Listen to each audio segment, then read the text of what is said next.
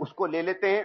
सबको नहीं ठीक से पता है कि वो जमीन का एग्रीकल्चर लैंड यूज है या रेजिडेंशियल लैंड यूज है, इसलिए उन लोगों की दिक्कत नहीं थी। जब कोई घर नहीं मिलेगा, नौकरी दिल्ली में ही मिलेगी, काम दिल्ली में ही मिलेगा, तो इसलिए वो आकर बसे।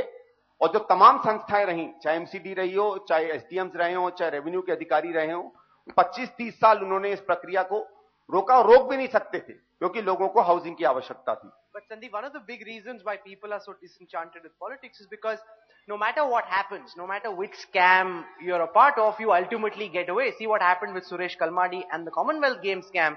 You know, he was at the forefront of the loot, and yet when the charge sheets get filed, his name is nowhere there. Similarly, the Shunglu committee comes out and puts a report which talks about various lapses. Just because they happen to be in government, no action is taken against them. So people feel that you can do what you want, make all the money you want, and you can get away with it. See, a lot depends on the system of evidence and the system of courts. And उसमें जो अरविंद जी की बात थी कि एक लोकपाल आना चाहिए, I think उसकी आवश्यकता है। हमारा इनसे मतभेद हो सकता है उसके कई पैरामीटर्स, क्योंकि इनका भी वो कहना था, और जो एक जनरली भावना है कि कई बार कई ऐसी चीजें होती हैं जो आज की प्रणालियों के अंदर उन पर शायद हम लोग ध्यान केंद्रित नहीं कर पाते, और शायद एक ऐसी प्रणाली जो जिससे ज्यादा लचीली होगी, जिसके पास ज्यादा अधिकार होंगे, जो शायद उन जगहों पर जाकर खोजबीन कर सकेगी और छानबीन कर सकेगी जहां सामान्य प्रशासन या प्रशासनिक प्रणाली नहीं जा सकती है। इसलिए इनका भी ये मानना था और कई लोगों का मानना था। आप कह रहे हैं कि लोकपाल आना चाहिए, वो तो 40 साल से हम सुन रहे हैं। मैं अपनी व्यक्तिगत, इस समय मैं अपनी राय दे सकता हूं। संस्थाओं की और सरकार की क्या, देखिए इस समय सरकार में और इनके बीच में गतिरोध केवल कुछ उनके मुख्य बिंदुओं पर बना हुआ है। नहीं, पर आपकी जो स्टैंडिंग कमेटी है वो भी तो ठंडी पड़ी हुई है, उसने मॉनसून सत्र तक अपनी रिपोर्ट तैयार करनी थी। जॉइंट कमेटी ये अलग थी, जो स्टैंडिंग कमेटी मुलाकात भी नहीं की, उनकी रिपोर्ट तैयार भी नहीं हुई, विंटर सेशन में बनेगी नहीं बनेगी, तो 40 साल हमने पहले इंतजार किया, 40 साल और इंतजार करना पड़ेगा। मैं इस बात का आज भी समर्थन करता हूं, तब भी करता था कि लोकपाल की आवश्यकता है, एक ऐसी रचना की आवश्यकता है जो आज की विषमताओं को और जटिलताओं से अलग हटके इस समाज में सुधार लाने की कोशिश करे। लोकपाल का मतलब केवल ये नहीं है, देखिए इसमें मैं थोड़ा सा अरविंद जी से इत्तेफाक नहीं रखता हूं कि सबको जेल भेजना है। बात यह है कि हर व्यक्ति के अगर मन में इस बात का भय हो जाएगा कि अगर मैं आज दिक्कत करता हूं तो समान तरीके से मैं बच नहीं पाऊंगा, कहीं ना कहीं मैं पकड़ा जाऊंगा, तो अपने आप स्वाभाविक रूप से इंसान जो है एक बेहतर प्रक्रिया अपनाएगा। जो किसी ने यहां सवाल पूछा था अरविंद जी से कि एक वैचारिक रूप में क्रांति हो, वो अलग बात है। Alright, let's take a question from the gentleman in the gray shirt.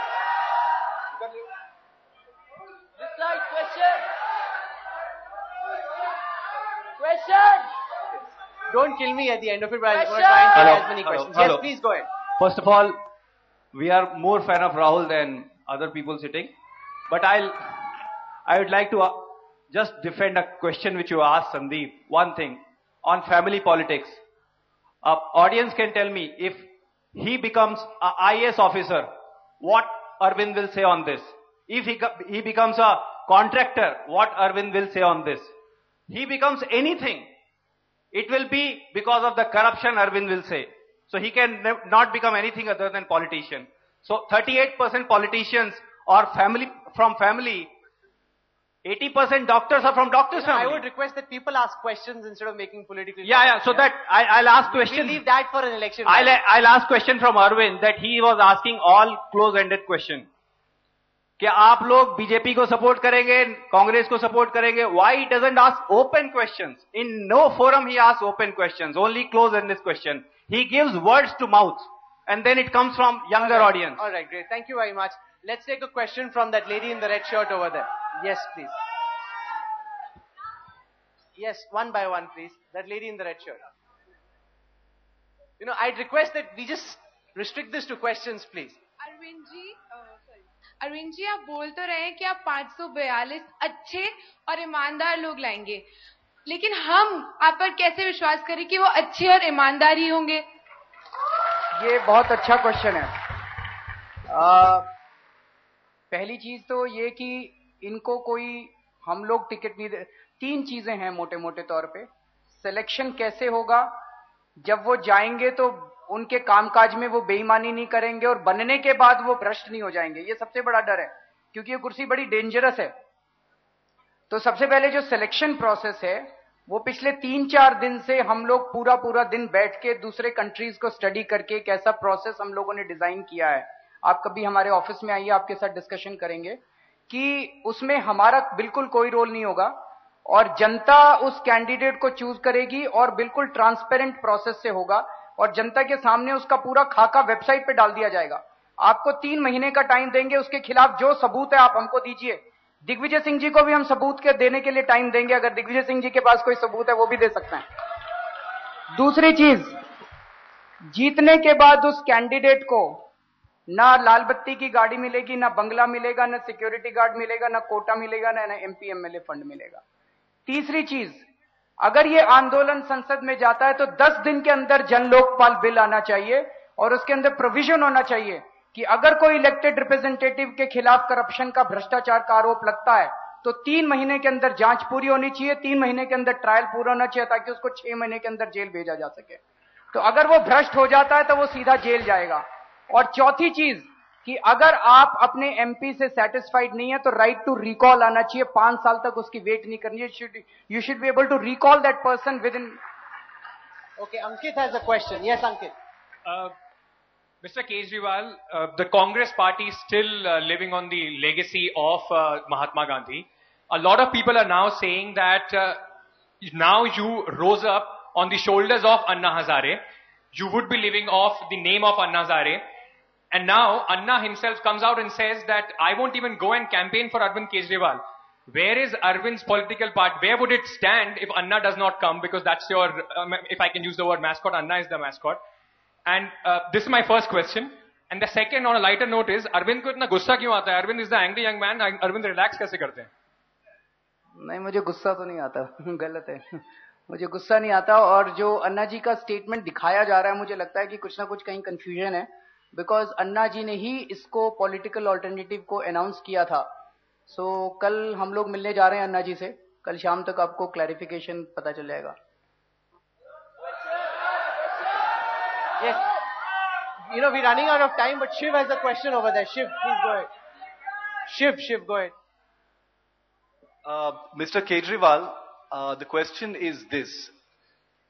How difficult has it been for you, with all the things that you've said in all your speeches so far, to balance the personal relationships with the other people in Team Anna? And does it irritate you that the relationships you have with them are given so much attention? या this is something, हम कहते हैं, जैसे अभी कुछ दिन पहले मैंने प्रधानमंत्री जी को चिट्ठी लिखी और उस चिट्ठी में मैंने लिखा कि जी कोल में घोटाला हो गया, इतना बड़ा घोटाला हो गया, ये हो गया, वो हो गया। अगले दिन अखबारों के अंदर ये नहीं छपा कि हमने चिट्ठी में क्या लिखा, अखबारों के अंदर ये छपा कि चिट्ठी पे अन्ना ने साइन नहीं किया। पहले तो अरविंद सारी चिट्ठियां अन्ना को दिखाते थे, अब अन्ना को चिट्ठियां दिखानी बंद कर दी।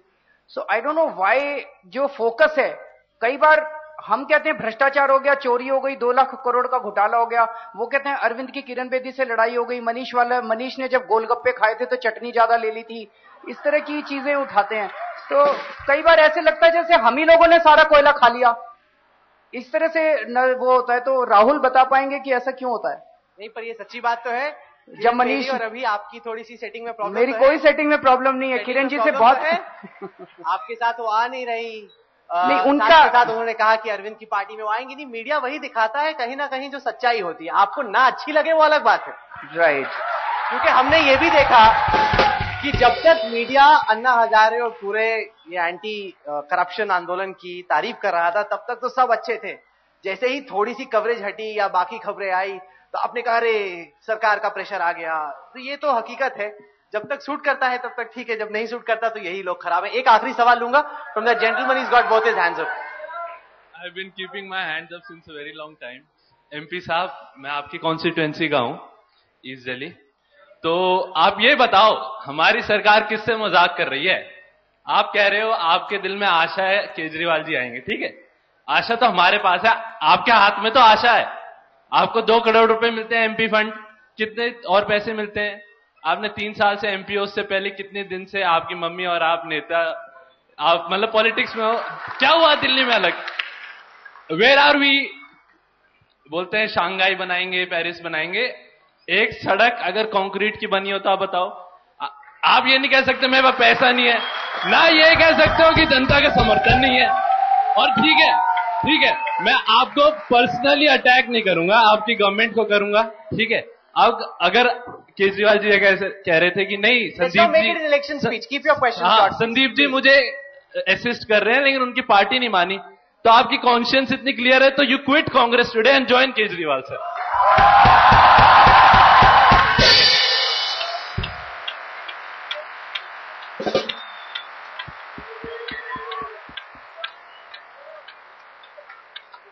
वो तो सबसे आसान चीज होगा, लेकिन वो करने की कोई वो नहीं है। मेरे ख्याल से जहां मैं हूं इस समय कोई पार्टी कमजोर है, आपको अच्छी लगती है, नहीं अच्छी लगती है, उससे मेरा निर्णय नहीं बदल सकता। मुझे लगता है जहां मैं हूं, जिस विचारधारा से जुड़ा हूं, जिस संगठन से जुड़ा हूं, उसमें कुछ अपना है, जिस कारण से मैं उसमें गया हूं। आप और हमारे में मतभेद हो सकता है, उसमें कोई आवश्यकता नहीं है। जहां तक मैंने कहा, अरविंद जी से विचार की दृष्टि से कई चीजों में हमारा मतभेद भी है, कई चीजों से हम एक दूसरे से मिलते भी हैं, पर उसका यह मतलब नहीं है कि हर व्यक्ति जो एक ही दल में हो वो हर चीज में एक दूसरे के साथ जुड़ता हो, और हर व्यक्ति जो अलग दलों में हो वो हर चीज में एक दूसरे से मतभेद करता हो। Alright, let's ठीक है, just take अरविंद one जी को question स्वागत है। from, okay, the gentleman in the white shirt, yes. ऊपर। तो मेरा क्वेश्चन अरविंद सर से है। सर 2009 में जब कांग्रेस जीती थी तो सर सिर्फ उनके पास 11 करोड़ वोट्स थे और सिर्फ वो उसकी वजह से ही जीती थी। तो सर अभी लोग सर टीवी देखते हैं और बोलते हैं कि ऐसा हो रहा है, करप्शन हो रहा है, ये हो रहा है। सर सब लोग सो रहे हैं। सर आपको लगता है कि मतलब कि कांग्रेस इतने सालों से गवर्नमेंट चला रही है, सिर्फ उनको ही 11 करोड़ वोट मिले, तो आपको लगता है कि आपकी पार्टी को वोट मिलेंगे जब आप इतना कर रहे हैं? तो हमारी पार्टी को नहीं, आपकी पार्टी को। ये सर हमारी पार्टी को। सर आपकी पार्टी को वोट मिलेंगे जिस दिन आप घर से निकल के अपने सारे परिवार वालों के साथ कैंपेनिंग करने जाएंगे। जाएंगे आप? सर जाएंगे सर, जरूर जाएंगे। जब सारे लोग जाएंगे तो जरूर मिलेंगे, क्यों नहीं मिलेंगे, पक्का मिलेंगे। Thank you sir.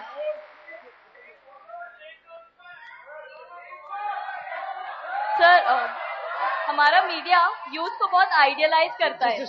Yes. हमारा मीडिया यूथ को बहुत आइडियलाइज करता है। लास्ट ईयर नॉर्थ कैंपस और रामलीला मैदान में डीयू के स्टूडेंट यूनियंस ने आपको बहुत सपोर्ट किया था। एक महीने बाद डीयू के इलेक्शंस हुए, वो सब कुछ कर एंटी करप्शन भूल के हमको free rides, free burgers, free chocolates बांटने लगे। वी आर कॉल्ड द जुगाड़ जनरेशन। 17, 18, 19 साल पे ही हमारा मॉरल फैब्रिक अगर इतना वीक है तो आप एक स्थायी परिवर्तन की कितनी उम्मीद रख सकते हैं?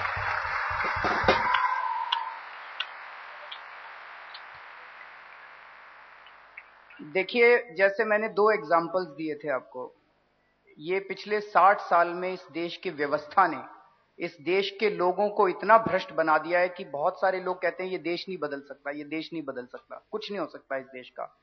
पिछले 1.5 साल में इस आंदोलन का एक सबसे बड़ा अचीवमेंट ये रहा कि अब अगर आप कई लोगों से पूछो, कई लोग कहते हैं नहीं हो तो सकता है, कुछ तो हो सकता है और मेरी जिंदगी में ही हो सकता है। तो ये जो एटीट्यूड के अंदर बदलाव आया है, ये बहुत बड़ी चीज है। अगर हम ये रातों रात सोचें कि अन्ना जी अनशन पे बैठे, 13 दिन अनशन पे बैठे और 13 दिन के बाद सारे देश के लोगों का हृदय परिवर्तन हो जाएगा, ऐसे तो नहीं होने वाला, समय लगेगा, बहुत लंबा है। तो इसी कड़ी के अंदर जब आप इस आंदोलन का हिस्सा बनते हैं तो आपके अंदर भी परिवर्तन आता है। मुझे इस आंदोलन ने पिछले 1.5 साल में बहुत बदला है और इस देश के कई लोगों को बदला है।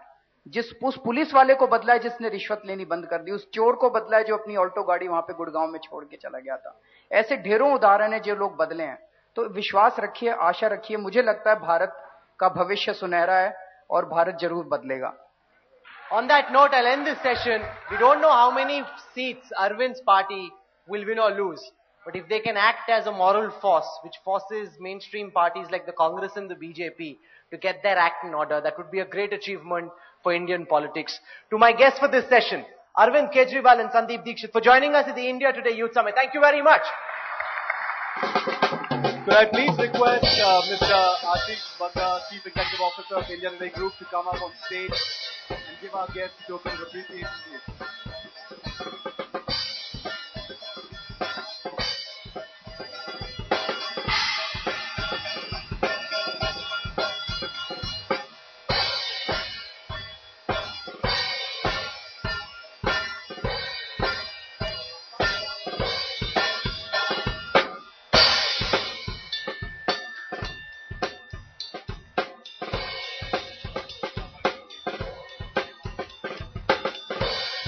Let's hear it for Arvind Kejriwal and Sandeep Dixit, please.